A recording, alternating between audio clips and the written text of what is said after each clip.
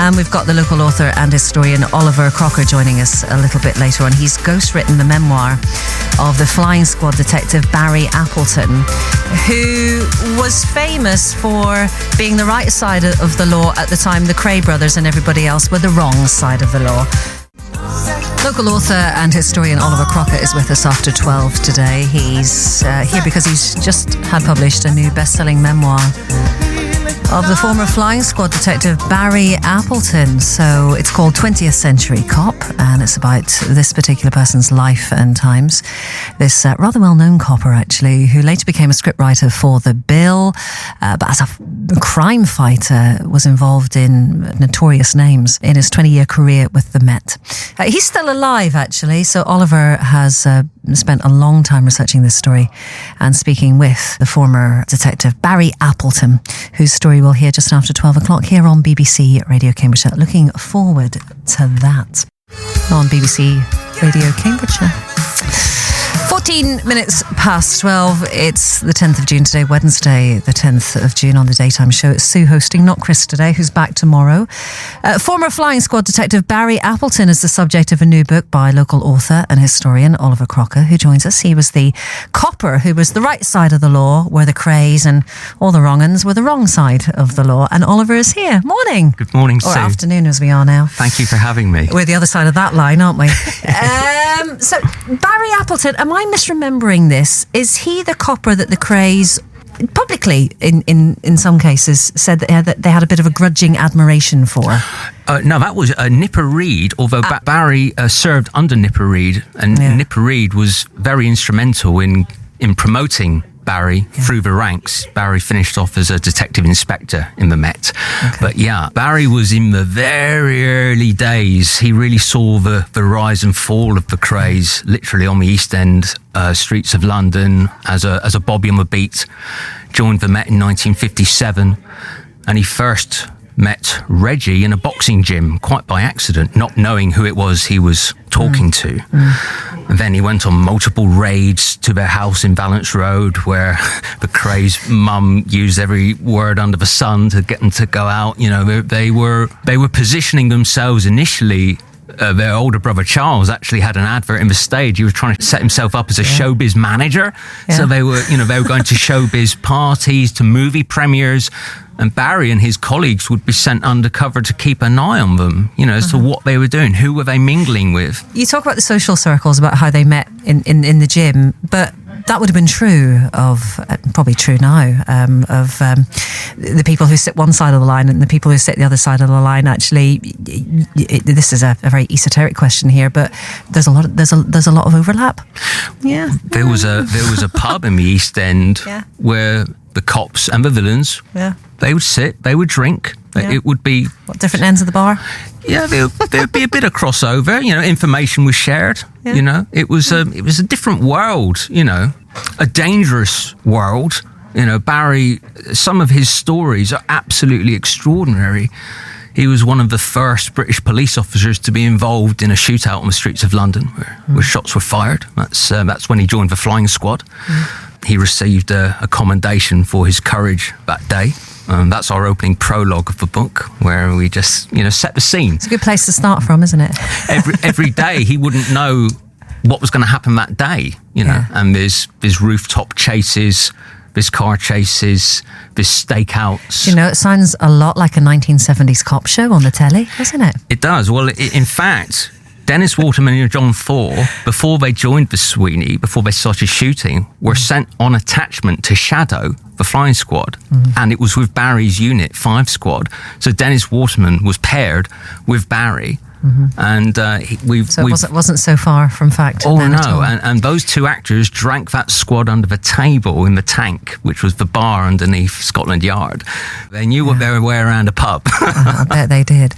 Let's rewind a little, because he started as a bobby on the beat, but he wasn't from London. But interestingly, he joined the Met. So how did he come to go from Welsh Wales all the way up to the capital? That's right. Initially, as he found when he got there, a lot of young men at that time, it was a way out of national service. So as a cadet, at 17, he went down. They were quite an interesting, eclectic bunch of guys, not who you might normally assume would be police officer material. But he really took to it like a duck to water, Barry. Very bright man, very quiet, a Christian. So he always found he was quite at odds, his personality, with the fact that, he was a law enforcement officer, armed, but then he would quietly, on his beat, if he found a church, he would go in and have a quiet pray. Quite an interesting officer, a family man as well. He had a wife, Pam, and 2 young children at home, and there's always that worry, am I going to make it home to them tonight? And that was his main thing in his job, especially in dangerous situations. I've just got to get home to them. So yeah, he worked his way up quite quickly from a Bobby on the beat. He had a huge arrest rate, and we've gone through finding women who were hiding drugs in a Bible with a hole in the middle of it, There's a case of a gentleman doing a robbery in a very fetching hat and an even more fetching car. So he stood out like a sore thumb, Yeah. But then he joined the aid squad on City Road, which were a band of 20 officers who were literally sent out plain clothes, crime prevention, whether it was pickpockets. Which was very innovative at the time, yeah. Yeah, and Barry, innovation, he was the first officer to actually recommend CCTV in interview rooms, and he got a commendation for that. He was like, well, these interviews should be recorded, which in this era, the 1970s, in the flying squad, was really ahead of its time. So a very thoughtful man. And I first met Barry because he went on to be a scriptwriter on the bill and the original police advisor. And so I initially interviewed him as a TV historian about his work on the bill. And then he said, well, would you be interested in being my ghostwriter? Because I've got 20 years of police stories. I'm just thinking you've written one book of his, but you could probably write 20. Oh, there's so many stories he's got. And some of them we've obviously had to be mindful. I mean, my job is to... Even now, there's some stories you probably can't tell every bit of. Can't tell. There's either cold cases or still cases that are ongoing. We've obviously had to change certain names. But cases where it's been recorded and I've been able to verify events. I mean, Barry's memory, Barry's 86 now, but his memory from events 60 years ago was sharp uncannily sharp. Yeah. And he's a marvellous man. He lives out in Cyprus now. So we did over 20 hours of interviews over Zoom. Then I went away and verified the facts. And some of these...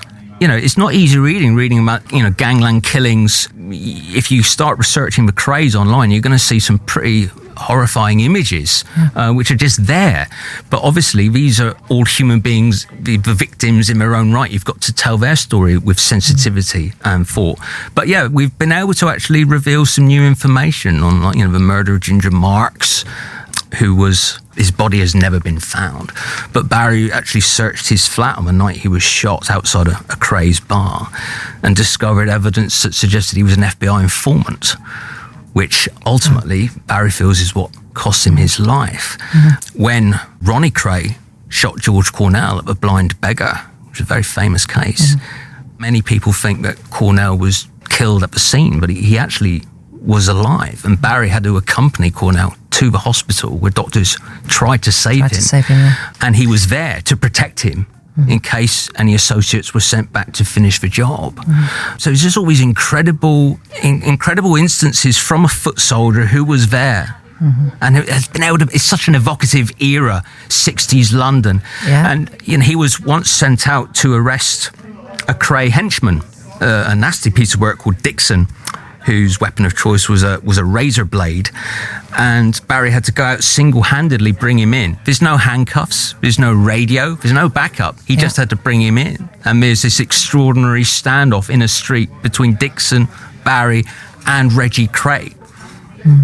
Barry said it was bandit country. He was on his own. There's people watching. There's a crowd watching what's going to happen to this copper, And the fact that he emerged out of it is a testament to his policing skills. Oh, as I walked into the studio, you were playing Holding Out for a Hero by Bonnie Tyler, and it just felt really appropriate because these guys were so brave. They modelled themselves on errant knights on white chargers. They wanted to go in, save the day, arrest the bad guys, and it was proactive policing. They would go on a stakeout for days because they fought, especially in the flying squad where robberies were concerned, could be like he worked on the Bank of America, £8 million robbery. I should imagine the flying squad hand-picked its officers. So how did he make the transition from uniform? It was Nipper Read. He'd got a lot of commendations for his arrest rate and thought, okay, you'd make a good detective. So he moved to being a detective. He was first on the scene for the murder of the playwright Joe Orton. So we've explored that in the book. And when it came to going on to the flying squad, it was Tommy Butler, who was a detective chief superintendent, who recognised Barry's arrest rate and his commendations. And the first thing he had to do on the flying squad was go undercover to investigate the assassination of Martin Luther King. Because James Earl Ray was arrested at an airport with a false passport. He was trying to flee. And so he was held at Cannon Row Police Station, and Barry was sent in undercover as a fellow prisoner to try to find out if Ray had any accomplices. And he said, he'd go home every night and say to his wife, Pam, staring into the steel cold eyes of a killer, completely devoid of life. And he's never forgotten those eyes. And they still haunt him, having to be that close. And he'd have to work out with this guy, and he'd have to pretend he was in there he would have all his own backstory of list of crimes that he was being investigated for. Let's hold on that story for a moment. His is a life in two parts in many ways, because he later became quite a successful TV writer as well. And you've said that's initially how you got to know him, through his work writing many episodes of The Bill. Brilliant. We'll talk on that in a moment on BBC Radio Cambridgeshire after Sunday this. Oliver Crocker's alongside, ghostwriter and TV historian, and you were telling us that Barry Appleton and your contact with him really came through the work that he's done as a scriptwriter on The Bill. One of my favourite TV shows through the late 80s, 90s, into the noughties. It was amazing, wasn't it? He wrote many episodes, didn't he? Or he was consulted. So Barry had never written a script in his life and sent a letter to Thames Television to say, if you ever need a police advisor. And it landed on Please can I? It landed on the desk of Michael Chapman, who had just been commissioned to do the pilot called Wooden Top. So Barry went down when it was made in Teddington Studios, 1983, and advised on the pilot. It then got a commission for a 12-part series, and Barry was asked to be the advisor. And Michael Chapman, over a beer, it's all very, very casual, not like today with the commissioning process, just said, Barry, you got any ideas for stories? And he got a commission for 2 episodes right there and then. He went on to write 50 episodes. And this is a time, I grew up with The Bill in the mid-90s when it was on 3 times a week, car chases, action, Yeah, it had one of the best opening sequences of any long-running programme, didn't it? With the feet those opening credits, And the feet on the cobbles would have been shot on a day like today, because the cobbles were always wet. Always wet, Reflect the light. Wet London streets. But those original episodes, which I hadn't seen because I was too young to see them, they were on at 9 o'clock. They were brutal. They were gritty. There's swearing. There's nudity. It's not like The Bill that we became a family staple. Became a bit more soap, didn't it? Yes, it did later on in order to survive. But those early episodes are so gripping. And Barry's a massive reason for that, because he based his scripts on his original cases, his experience. Stories he'd worked on, situations he'd worked through. And characters. He created the character of PC Pete Ramsey, who was played by Nick Redding, marvellous actor.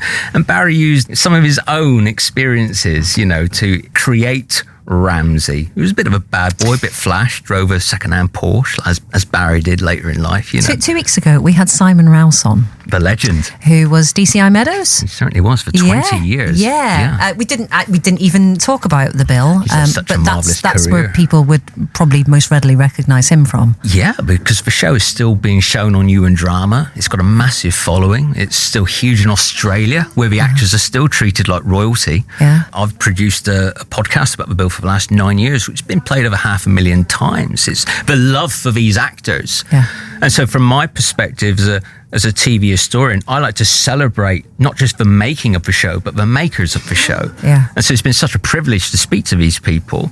But Barry and I we had a lovely bond, and he had so many interesting stories. And it was as a result of interviewing him for a couple of witness statements books about the early days of The Bill that he said, would you like to be my ghostwriter? And I was so privileged. I've learned a lot. Which obviously took you, as you were saying, back into his policing career. 20 years he spent with the Met.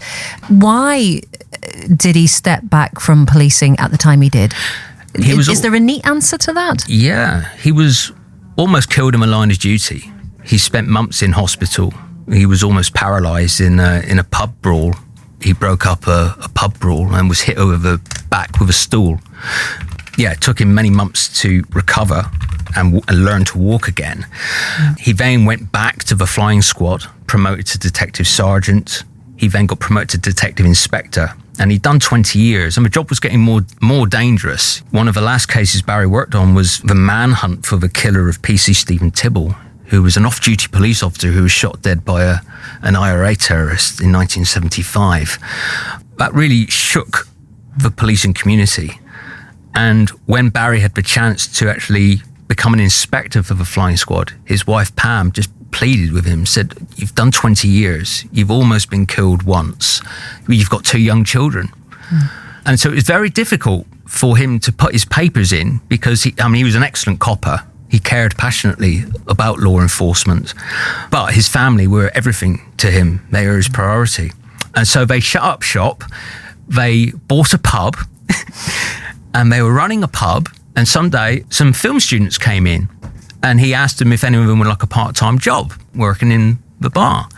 And one of them had a girlfriend called Teresa Howard, who's a playwright of huge note now, and she was just starting out as an agent. And she said, "Barry, you've got so many stories, you should be a writer." Yeah. And he'd never even thought about it. Yeah. And so it was thanks to Teresa who planted this seed, and he went away, he bought a second-hand typewriter. So it's something very, on the cover, we've got his Smith Wesson revolver and a second-hand Victorian typewriter. Yeah. And those are the two key tools. His 2 weapons of choice. Yeah. And the feet on the cover, which is recreating the famous feet on the bill end credits, are actually my wife Tessa's feet on the original cobbles in Richmond-on-Thames. I've gone down a wee rabbit hole here because I've just run a search for the main characters in the bill, because I can remember off the top of my head quite a few of them. It was Superintendent Meadows. Yeah. Not DCI. I don't know where I got that from. Well, he started as DCI. Oh, was that it? Well, in fact, he started as superintendent, then he got knocked down to DCI. Yeah. See, initially he was a guest character. Some of them moved up and down, didn't they? They did. Don Beach, the mighty Billy Murray. Yeah. Who else did we have? Burnside. Chris Ellison. And Frank Burnside, yeah. I mean, Barry loved writing for Burnside. Barry created the character of D.S. Alistair Gregg, who was the clarinet-playing Scotsman, played by Andrew McIntosh. On his first episode... I don't remember that. He says to Burnside, "I'm sorry, I can't come on that Obogov, I've got a gig." And Burnside said, "A gig? I'll give you a gig."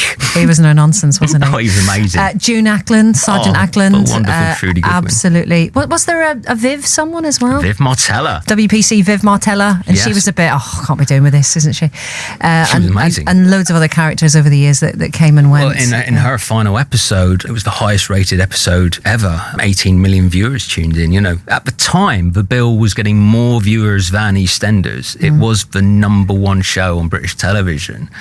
And yeah, people still miss it, and people still watch the repeats. Yeah. And what's great about 20th Century Cop is to explore episodes of the bill that people know and love, and actually talk about the real life cases that went into them.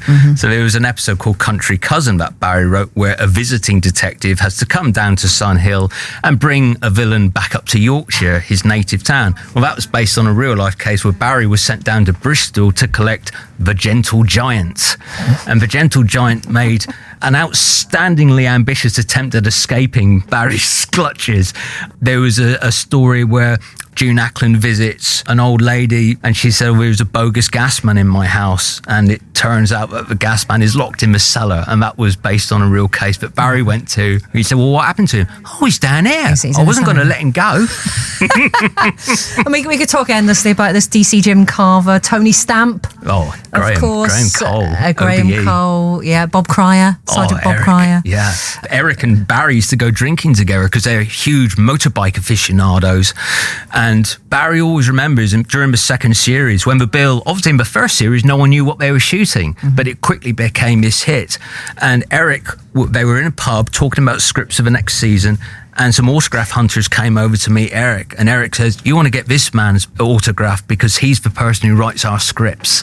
And so there was an awful lot of love in the early days between Barry, because he was such a great writer. The actors were buying him drinks because they'd just taken out a mortgage and didn't want to be written out. They were being fed the most amazing plot lines and dialogue, weren't they? And it was all grounded in reality from someone who'd been there and done the job himself. And that's why and then he went on to write Taggart, where he could just let his imagination fly. You'll have to come back and talk to Chris Mann about that sometime, him being a Glaswegian. Oh, I'd be delighted. We'll set that up. We need to call time here for now, but thank you so much for coming in, Oliver Crocker. Thank you, Sue, for 20th Century Cop by Barry Appleton, but written by you as well, is out now. And we haven't got round to talking about Bright Spark. You've been working on the autobiography of the repair shop's Mark Stuckey. I certainly have. Who's quite local to us, I hear. Well, he used to work in Fluke, which is next door to this studio. Really, really local, yeah. That's where he learned to solder, presumably, literally next door. And he used to build chemical weapons systems. He had an entire career as a magician that no one knows about, so that's all in Bright Spark coming out in September. We're halfway to booking him already. So.